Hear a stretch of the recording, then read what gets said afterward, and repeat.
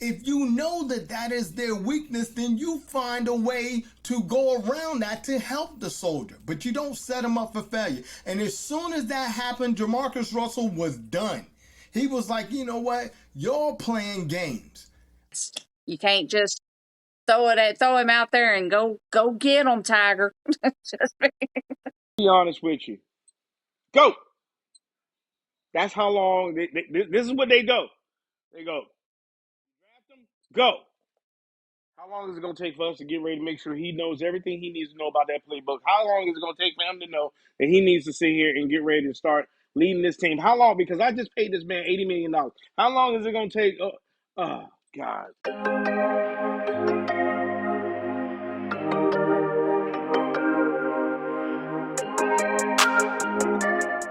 We are back.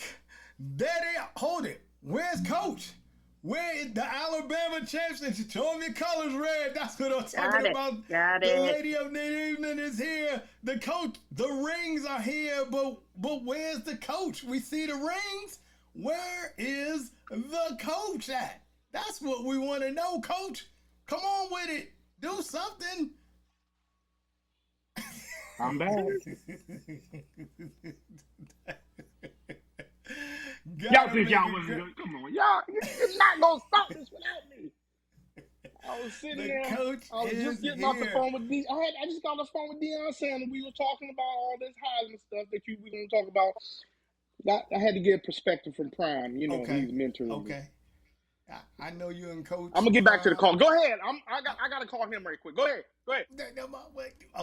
All right. Well, you know what? We're gonna continue on while Coach gets on with Coach Prime real quick. Red, our topic for today, near and dear because we love the sport of college football. But I have a question. I was doing a little look in and I was like, why would anybody want to draft a Heisman quarterback? Why? If you just look through the history of it, it don't play out well. It don't play out well. There is not a Heisman Trophy winning. Yes, 3 Heisman Trophy winners have won Super Bowls. Now, don't know exactly how far into their career they won it, but 3 have won, and 1 won it just because he was on the roster. It wasn't that he was actually playing. But, you know, the other Roger Staubach with Dallas and then Jim Plunkett with the Raiders. Absolutely. But, yes. Well, and then you got Charles Woodson. But as far as quarterback-wise, I mean, only 2. And so you're like, no. I mean, my opinion, you're setting them up for failure. You should not be drafting a quarterback, no, Heisman or not, because that Heisman was for that college season. That's right. That college season. Joe Burrow would have been the closest to being, I mean, he came a long ways. So he was probably the most efficient, and had he not, I ain't gonna say he would have won it that first year if he had not got hurt, but to do it, to go all the way in the end of his second year, yes. But I honestly, no, you shouldn't be doing it. You know, I just look at it, Red, because it's hard. If you looked at the stats of it all, we're talking about 86 players having won the Heisman Trophy. 19 of them or 18 of them ultimately going on to a Super Bowl, and only 3, one of them actually, like you said, just happened to be on the bench. I'm present. I'm here. Present. Ooh, where's mine? I want mine. You look at it, and the odds, the stats don't even out. You're like, man, I wouldn't do it. But I'm going to offer this because it's not, you alluded to it earlier. You draft, and we're going to bring in number 1 draft picks into this as well. You draft a number 1 draft pick. You draft a Heisman quarterback, and you know what? those individuals often go to the worst Worst team in the team. NFL, the absolute worst team, and they're expected to be the saviors of those teams. And it because of this topic, because I had that thought in my mind, it made me do a little research, and it made me evaluate my thinking on players like Johnny Manziel, Baker Mayfield, Jamarcus Russell, all of them. I was looking back, I was like, these men were at the top of their game coming out of college. Yep. Who's to say if they didn't get drafted by the Cowboys, by Bill Belichick, by Andy Reid, one of those coaches that had a great team, they could not have gone on to win 4 and 5 Super Bowls themselves. Can you imagine what Bill Belichick would have done with a Heisman quarterback right off the rip? Yep. Oh my goodness. So That you would have say, been Dion. So you say it's the organization's part. Hold on, Prime. I'm on. Hold on, Prime. What Dion's saying is, I'm gonna call you back. Yeah. One. He said hello. Yeah. Okay, I'll holler. What me and Dion was just discussing. I'm sorry to interrupt. I had to get some insight from the NFL guy. When the organization is looking floppy, such as the Cowboys of the 90s, and I'm going to use my team for an example. When Dallas was losing bad, they had to go find something because who was it? Tex Schramm. He couldn't. He did good in the 80s, and as football evolved, he began to lose it. Mm-hmm. So we had to go find something worth our time. No, we didn't draft a Heisman quarterback. No, Troy Aikman was the best thing we could find. I don't know what happened, but he's Okay. won a few of these. But I say it wasn't bad. That's right. I love the guy myself. He got But 1, 2. Go ahead. 3.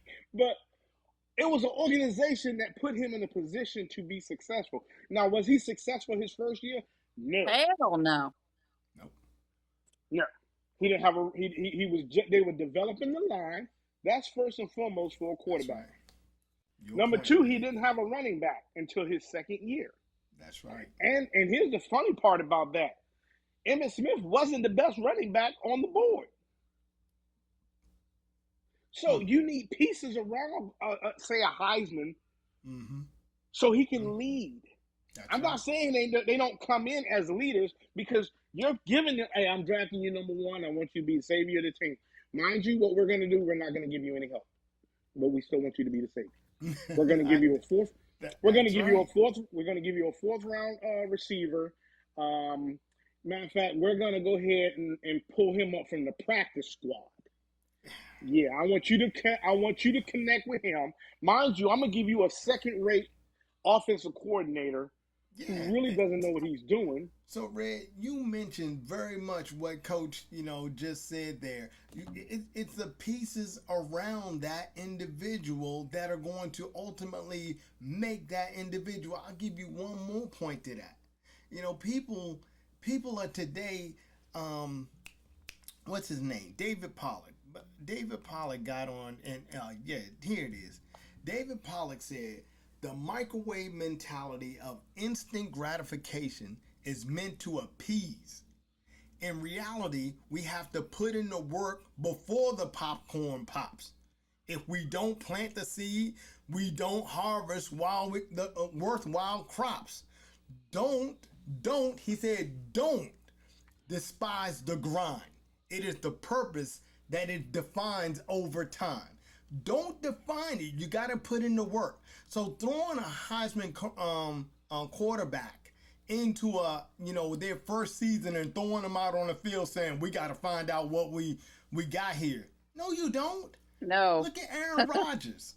Look, give him time. Give him a chance to learn this the goddamn system. That's why this rookie deal doesn't work, because they're like, I'm paying him all this money, I got to get him on the field. Well, if you allow them to maturate, then you at fine. And oh, by the way, in that time, you can develop the pieces around him to make him. So when he finally steps onto the field, bam, you got yourself a good quarterback that's going to go on and be great. Nah, you got to have it right now. And that's the problem, boys and girls. That's the problem I see.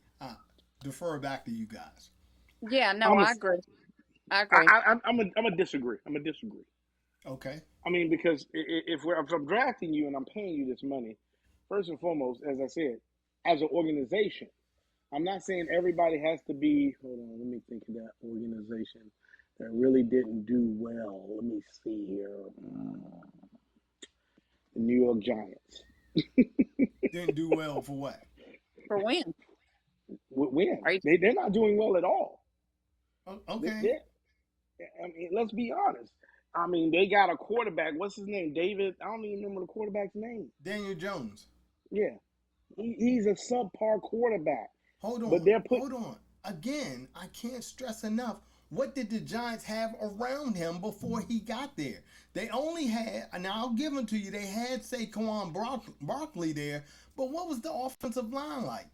What was the what was the coaching staff like there to develop him? I'm gonna give you another example. Jamarcus Russell.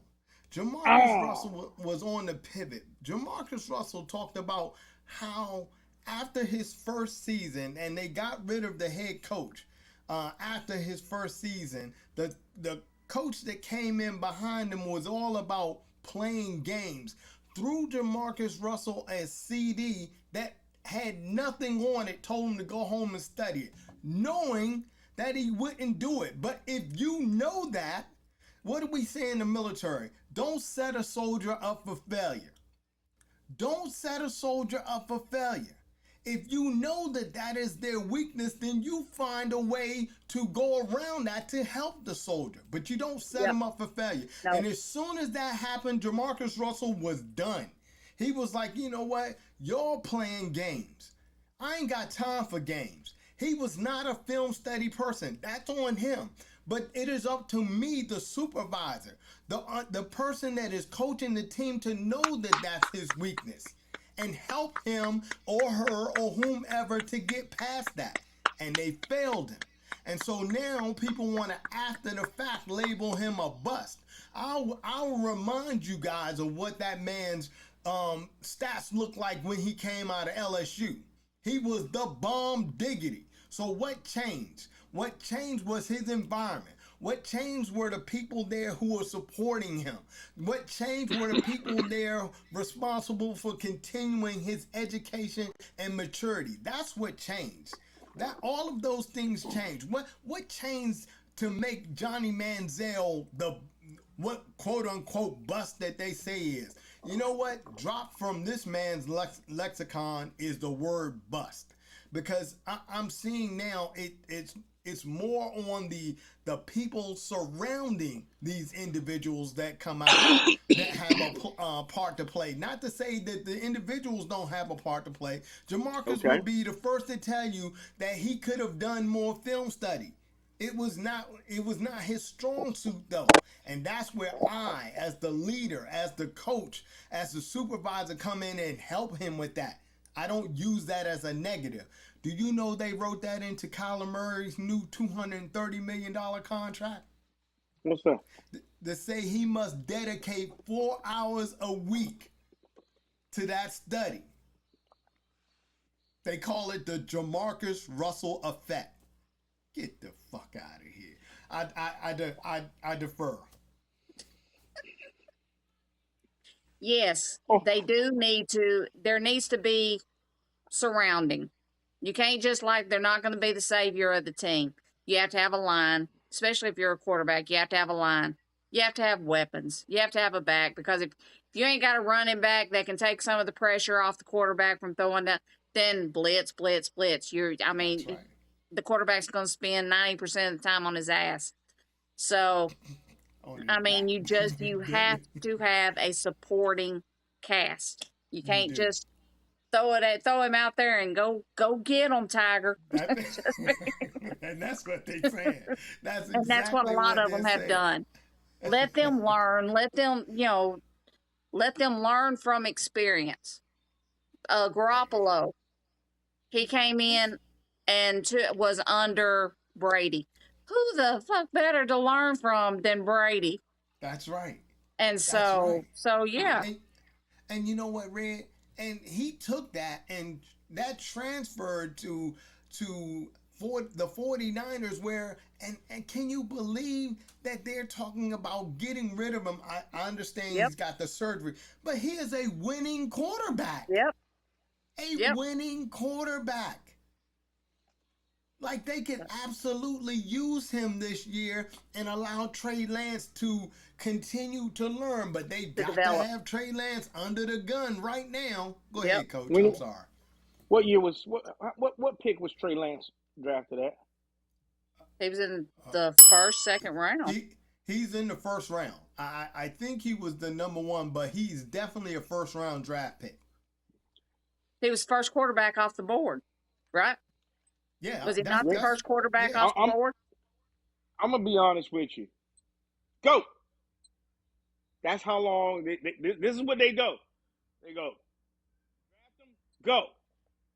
How long is it going to take for us to get ready to make sure he knows everything he needs to know about that playbook? How long is it going to take for him to know that he needs to sit here and get ready to start leading this team? How long? Because I just paid this man $80 million. How long is it going to take?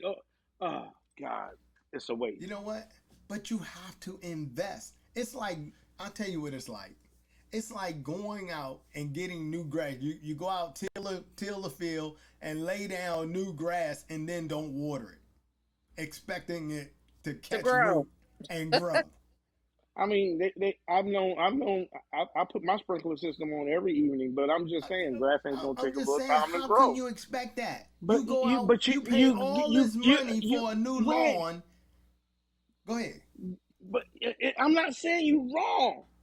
What I'm saying is, I'm gonna call it the 60-40 split. 60 on the owners, 40 on the player. Okay.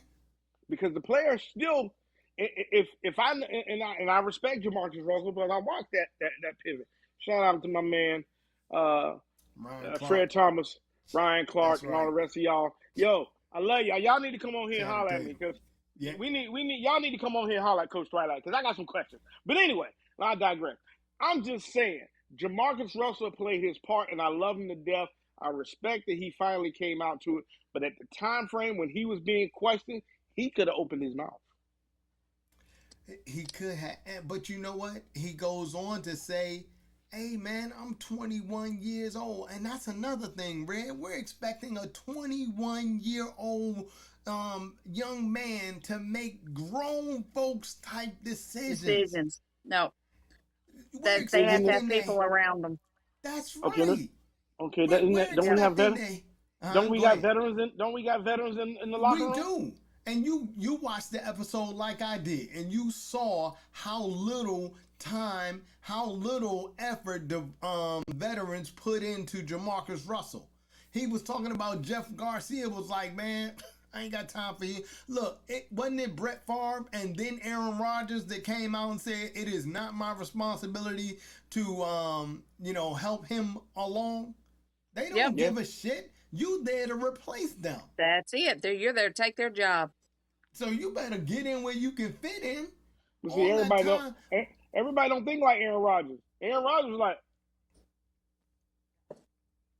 I mean, really. Aaron Rodgers was like, all right, I got you. And when he played Brett, he whipped his ass. Okay. But that was years. That was years and years of watching Brett Favre and learning how to, lead a team, how to quarterback and all of that. Aaron Rodgers sat on the sideline for what, 3-4 years? Yes. I mean, they kept going down the Mississippi getting Brett. They sent a steamboat. They sent a train. They sent everything under the sun to bring Brett every year back to Green Bay. And the entire time, guess who was sitting there learning? Aaron Rodgers. Hey, fueling him. I mean, hey, fueling him. And I'm gonna be honest with you. Some of these Heisman winners need to find a few. They need to find that a chip on the shoulder, block on. I don't care what you do. Most of them come in feeling privileged. That's why I'm part of the ownership on them. Well, and another thing that fueled old Aaron Rodgers was sitting so long to be drafted to begin with. He did go in the first round, but he was long in the first round. Yeah, he was way down. Matter of fact, he was number 30 or something. Yeah, he sat in that green room forever. That all aside, still, it is the organization's job. Coach, I'm not gonna, slight what you said, because you're right. It's the player's job as well. Now you gotta want to do it, but we're talking about 21-year-old men now. Come on, understand that their head is in a lot of places, and now they've got a shit ton of money out there as well. Like you have to bring them. You're right. Excuse me, not to cut you off. I agree. We all agree. The league has to understand it's the team's partial. It is the team's fault as well as the players.